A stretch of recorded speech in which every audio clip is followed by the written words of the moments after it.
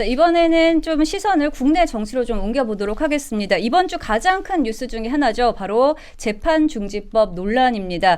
민주당이 현직 대통령의 재판을 중단하는 재판중지 법안을 국정안정법이라고 명명하며 이달 내 처리 가능성까지 시사했지만 단 하루 만에 철회했는데요. 이에 대해 대통령실에서 입장을 표명했습니다. 그러면서 아주 이례적으로 정무수석이 아닌 강훈식 비서관이 브리핑했는데요. 영상으로 보시겠습니다.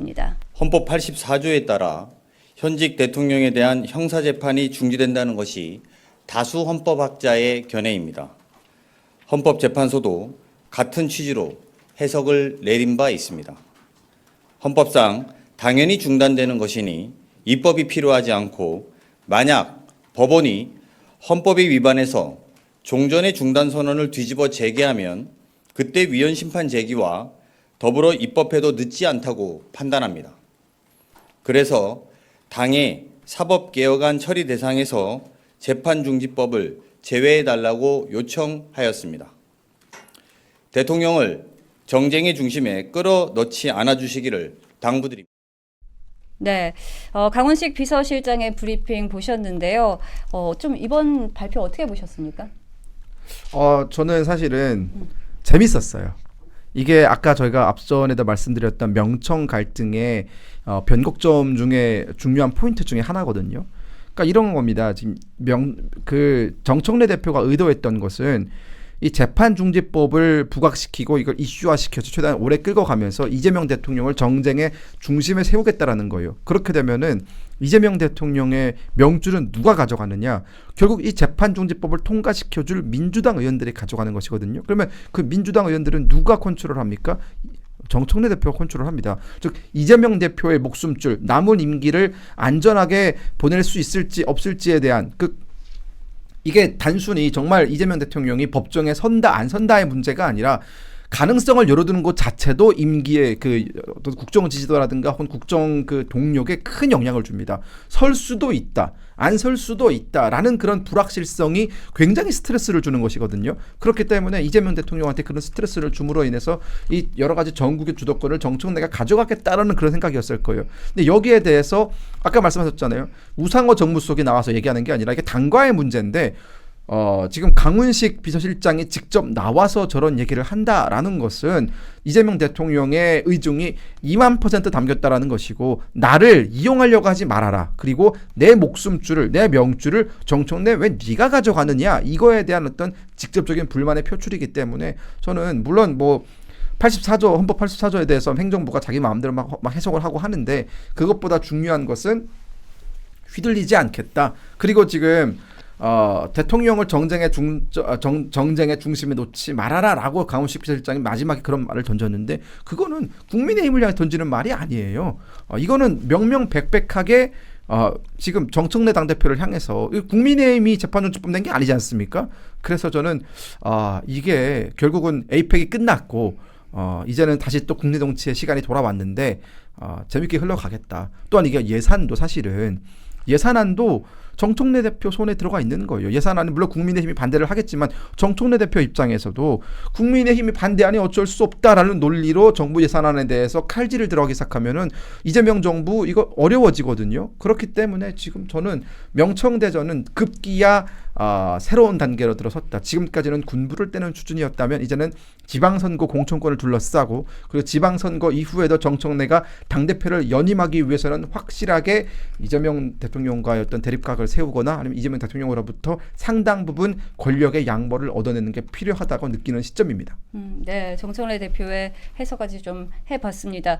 자, 민주당 입장에서 보자면은 재판중지법을 하루 만에 철회하게 된 거잖아요. 네. 지도부가 이제 이재명 대통령의 뜻이 반영됐다라고 밝혔는데 대통령이 직접 제동을 걸었다면 그 의도는 정치적 부담 최소화일까요? 아니면은 사법 개입 오해 차단의 측면으로 봐야 될까요?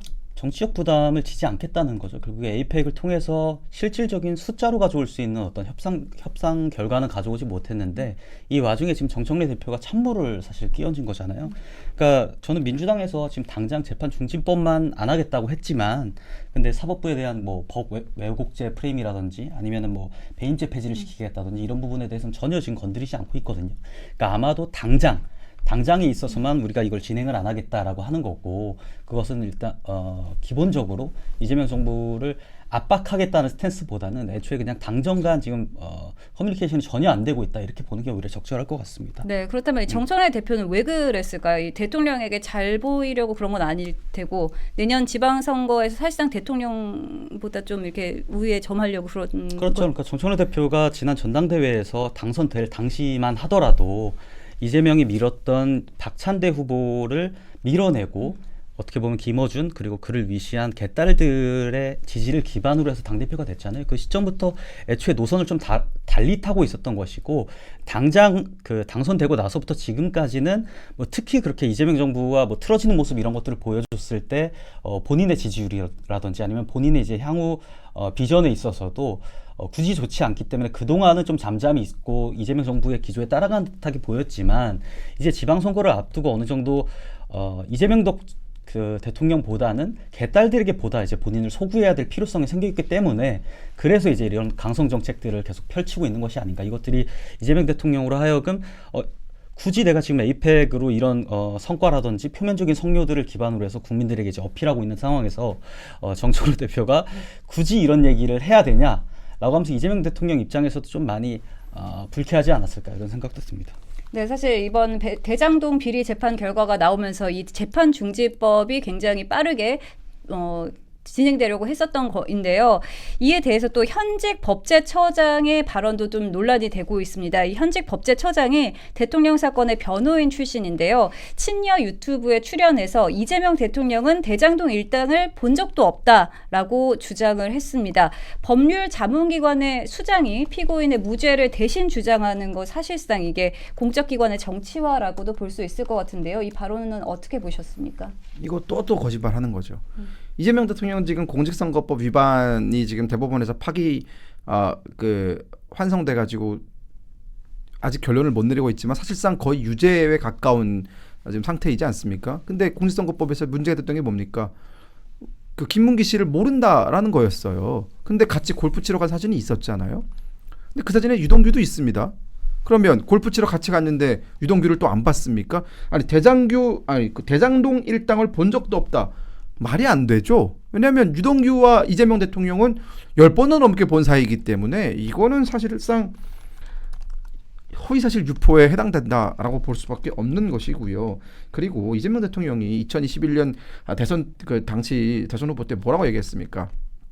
대장동 그거 내가 한 거다라고 본인의 업적이다라고 기자들 다 모아놓고 그런 얘기를 하지 않았습니까? 과거의 영상이 다 남아있어요. 증거가. 그래 놓고 나서 지금 대장동에 가담했던 일당들은 빠짐없이 다 8년형을 받지 않았습니까? 이게 보통요 7년 정도 받는 거랑 8년 받는 거는 좀 느낌이 많이 달라요. 7년까지는 그래도 장기 복역의 느낌은 아닌데 네. 8년부터는 장기 복역이라고 우리가 보거든요. 그 말은 뭐냐, 8년, 그러니까 살인죄도 거의 8년부터 시작을 합니다. 살인을 하게 되면은 살인에 준하는 가까운 굉장히 무거운 형량을 내렸다. 그 말은 이 재판부가 지금 이 대장동 사건에 대해서 엄청나게 커다란 비리가 연루되어 있는 사건이고, 여기에 대해서 성남시 그 지휘부, 그러니까 성남시 어떤 그 최고 결정권자들이 여기에 관여가 되어 있고 이들이 사실을 알고 있다라고 지금 이렇게 어떻게 보면은 그 이재명 대통령이 여기에 관여했다라는 해석을 나올 수 있는 여지를 확 열어뒀단 말이에요.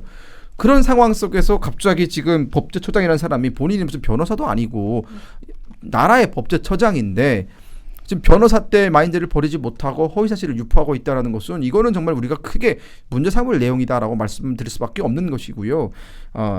사실 앞선 얘기를 조금 더 언급을 해드리면 하루 만에 철회를 하지 않았습니까? 근데 결국은 하루 만에 철회가 됐다 하더라도 국민들 뇌리에 남았어요. 이재명 대통령 이 대장동 사건 관련된 판결이 굉장히 부담스럽고 불편하구나. 정청래는 굳이 이 재판중지법을 끝까지 완성시키지 않는다 하더라도 결국은 이걸 이슈로 만들었어요.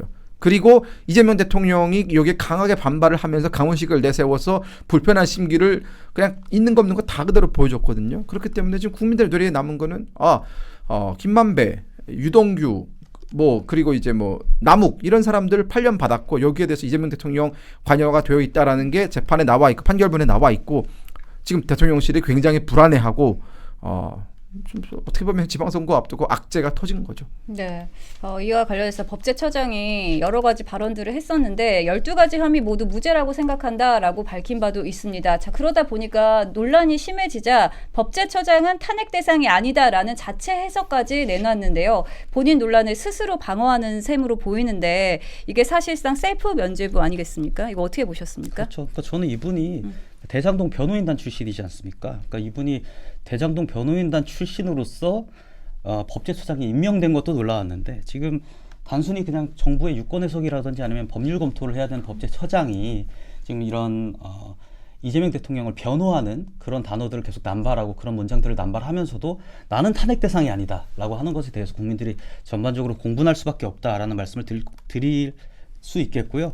그리고 심지어는 지금 피고인 이재명에 대해서 그를 등에 업고 본인이 대장동 변호인단 출신이다 보니까 어느 정도 지금 판결을 압박하는 사법부를 엇박하는 그런 그 얘기들 발언들을 계속 하고 있단 말이에요. 이것들은 전반적으로 입법부가 지금 하고 있는 것들을 행정부의 법제처장도 사법부를 압박하고 감히 사법부의 판단에 본인이 개입을 하고 심지어는 입법부와 같이 짝짝꿍을 해서 만약에 재판 결과가 본인들이 원하는 대로 나오지 않는다고 한다면은 입법, 그러니까 법을 만들어서라도 재판 결과를 바꾸겠다. 어떻게 보면 사법부의 권리에 대해서도 지금 적극적으로 본인들이 침해를 하고 있는 상황인 거거든요. 그러다 보니까 법제처장으로는 전혀 맞지 않고 이것들은 당 내에서 혹은 저희가 국회 내에서 뭐 탄핵안을 발의한다든지의 방법으로 해결을 할 수 없다고 하더라도 다른 이 법제처장을 징계할 수 있는 방안에 대해서 논의를 해야만 한다. 그리고 그것을 정부에서도 법제처장에 대해서 어떻게 컨트롤할 것인지 앞으로 이런 것들을 좀 발표해야 된다고 생각을 합니다.